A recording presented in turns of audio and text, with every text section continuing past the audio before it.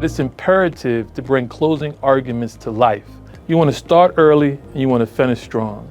You only get so many opportunities to speak to the jury. So we have to do everything we can to make those opportunities count.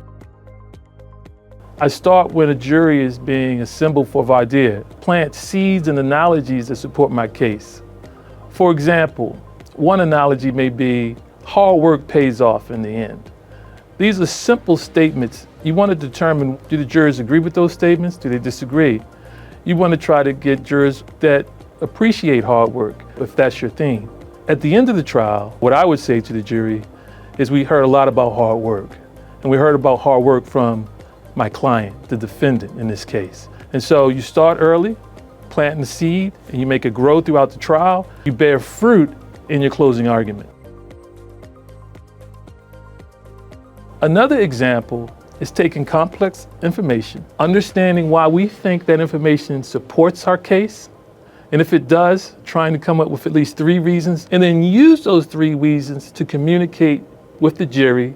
So you take the truth, you distill it down to bite-sized chunks, and then you repeat it, and then you present it to the jury in a digestible and effective way. I find that I have to create memorable moments for a jury. There may be a question that I ask each witness at the trial. And because of the work we put in before trial, we know we're going to get the same answer. Thus, at the end of the trial, when we talk to the jury, we can emphasize the consistency around the answer. The answer will support our theme and the reason why we win. It's very important to use visuals to connect to a jury. When you have a trial graphic that your adversary is using, take it and create a new graphic. For example, you have a graphic and the plaintiff has just said, here are the 5 important documents. And I ask 3 questions per document and the witness answers the same way. I put an X on each document. So now we've taken that graphic and now it has 5 X's on it. And then I take the document in closing arguments and I explain it. That's what you want to be able to do with the jury. You want to be able to create a visual so that they learn through that visual. And then you want to reinforce and use the visual in your closing arguments and have it supported by the witness that was on the stand.